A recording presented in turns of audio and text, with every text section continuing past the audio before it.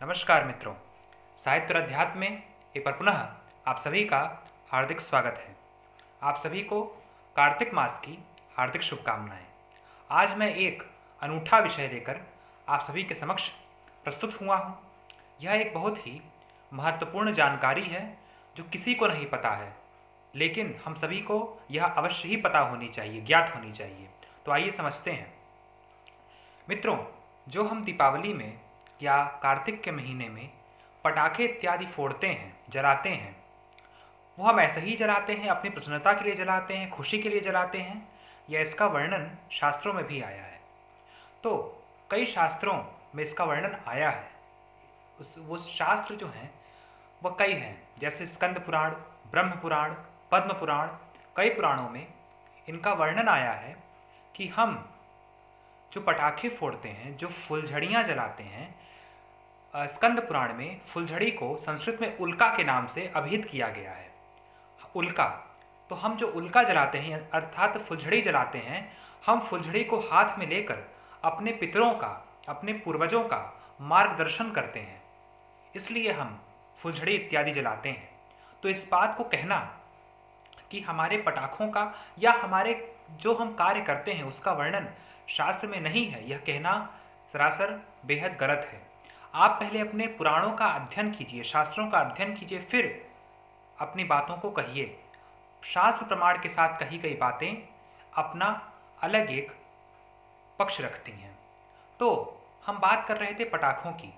ऐसे ही कई जगह इसका उल्लेख आ चुका है, जैसे मध्यकालीन साहित्यकारों के लेखों में भी इसका कई बार उल्लेख हो चुका है, और कई जगह पुराणों में इसका चित्र भी बनाया जा चुका है कि पहले के युगों में भी पटाखे इत्यादि फोड़े जाते थे। हाँ, मैं इस बात को जरूर कहता हूँ कि जो बम इत्यादि हैं, जो शोर करने वाले पटाखे हैं, उनको मैं नहीं मानता हूँ, क्योंकि यह जो शोर करना हमारी संस्कृति नहीं है, ध्वनि प्रदूषण करना हमारी संस्कृति नहीं है, इसलिए ध्वनि प्रदूषण करने पे मैं राजी नहीं हूँ। लेकिन जो पटाखे हैं उनको जलाने का शास्त्र में वर्णन आया है, और यह कहना कि नहीं है यह गलत है।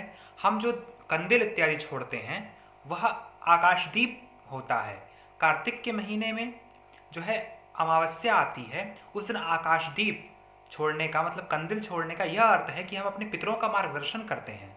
और यह भी वर्णन आया है कि कार्तिक के महीने में जो मनुष्य दीपदान इत्यादि करते हैं उन्हें भगवान विष्णु की प्रसन्नता प्राप्त होती है, और पटाखे इत्यादि से, फुलझड़ी इत्यादि से भगवान विष्णु अत्यंत ही प्रसन्न होते हैं, इसलिए हम पटाखे फोड़ते हैं। कार्तिक का महीना दीपदान का विशेष जो है महत्व रखता है, इसलिए इस महीने में पटाखे इत्यादि फोड़ते हैं और हम रोशनी करते हैं, उजियाला करते हैं। यह भी संदेश देता है कि हमारे धर्म संस्कृति में उजियाला करने का एक अलग स्थान बतलाया गया है। तो आशा करता हूँ आपको यह जानकारी समझ में आई होगी, और आप यह जानकारी अपने दोस्तों के साथ, अपने जनों के साथ अवश्य शेयर करें, ताकि उनको भी यह प्राप्त हो और उनको यह ज्ञात हो कि हमारा जो धर्म है वह किसी भी तरह से शास्त्र से अलग नहीं है। जब हम नहीं थे तो भी हमारा शास्त्र था, हमारा धर्म था। यह इसका एक महत्वपूर्ण उदाहरण प्रस्तुत करता है। तो पटाखे जलाइए, हम अपनी प्रसन्नता के लिए नहीं जलाते हैं, हमारी संस्कृति, हमारा शास्त्र कहता है इसलिए जलाते हैं। मैंने आपको उदाहरण दिए कई पुराण, जैसे स्कंद पुराण, ब्रह्म पुराण, पद्म पुराण इत्यादि में इसका साफ साफ जो है वर्णन आया है।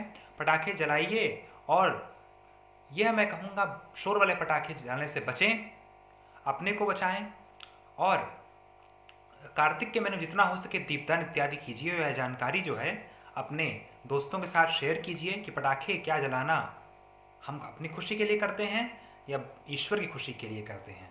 तो इस महीने में भगवान विष्णु की प्रसन्नता जितनी हो सके उतनी प्राप्त कीजिए, और पटाखे जलाने से भगवान विष्णु को अत्यंत प्रसन्नता होती है, इसलिए फुलझड़ी, अनार, फिरकी इत्यादि जो पटाखे हैं उनको जलाइए और भगवान विष्णु की प्रसन्नता प्राप्त कीजिए। आशा करता हूँ आपको ये जानकारी समझ में आ गई होगी। फिर मिलेंगे एक अन्य वीडियो के साथ, तब तक के लिए धन्यवाद, नमस्कार, ख्याल रखिए, फिर मिलेंगे। राधे राधे।